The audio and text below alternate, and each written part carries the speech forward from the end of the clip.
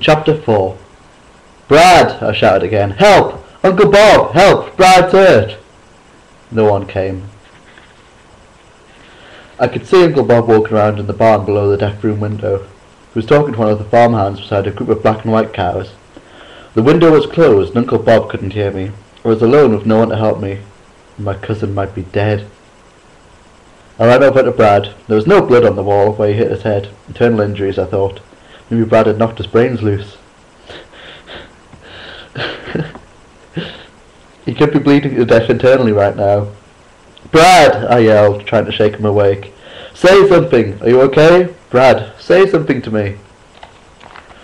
Suddenly, Brad opened his eyes. Then he punched me on the arm. Hard! Geekhead, he said with a laugh. Gotcha again. You jerk! Ouch, that hurt, I said, standing up and moving away from him. I thought you were really knocked out, and maybe worse than that. I bumped my head a little, but it didn't really hurt. So I figured you'd get over here instead of chasing you anymore. I pretended to be knocked out so you could get you back with a good punch in the arm, Brad explained, chuckling to himself. You're really being a jerk. I hope you're not going to do this stuff to me for the next 2 weeks, I said, feeling a little angry. No, I'm just having fun. I'm sorry, Winston, Brad said softly. Really, I promise I won't fool around. I promise I won't fool. Really, I promise I won't fool you about anything the rest of the time you stay here. Honest. Cross my heart and hope to die. Don't say hope to die in here. Not in the death room, I said, smiling. Come on, let's go check out your computer. We walked across the long narrow hallway of the old farmhouse into Brad's room. The house was excellent, really old, with lots of dark wood everywhere. It was built in 1849 and was even attacked by Indians once. The wooden floors of the house cracked when you walked, and the furniture smelled like the inside of your grandmother's attic. It almost felt like you had stepped inside a museum or something. The whole house might have been an exhibit called the Pioneer Period. In the daytime, the house seemed sunny and happy, but I soon learned that at night the moon cast heavy shadows in each room, and everything looked silent and spooky. Brad's room was pretty cool. He had pictures of Michael Jordan and Charles Barkley, and a lot of other sports guys on his walls. He had some colourful sports team pennants? And he had some colourful sports team pennants pinned up too. The Boston Red Sox, and the Detroit Tigers, and New England Patriots, and the Boston Bruins. He even had a pennant from my favourite team, the Chicago White Sox. I'd given him that one for Christmas.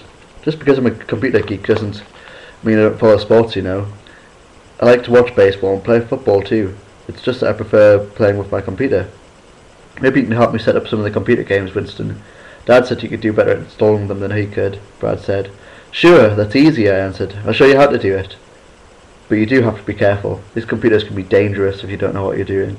Really? I didn't know that, Brad said, his voice concerned. Oh, sure. I knew this kid who turned the wrong switch once. He was fried like a hamburger, electrocuted right in his bedroom, I explained. Oh, wow. Man, I didn't think something like that could happen, Brad said, moving a step away from the computer.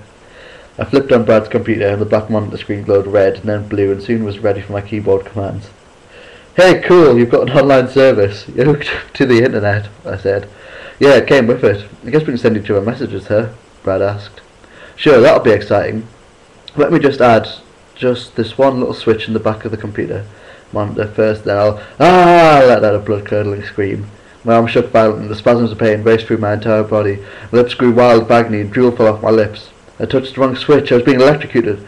Winston! Oh no, Brad shouted. What do I do? The computer bounced and thrashed, and finally, with an electronic whine of complaint, went completely dead. I tumbled on the floor as if my legs had no muscles, but I could see right away that I wasn't faking something like he'd done to me. My eyes rolled into the back of my head, and a low groan of torment fell from my mouth. Brad knew I was trying to breathe, but couldn't. I had been jolted by thousands of volts of electricity in the computer line. I had been fried, just like my friend. And I was dying.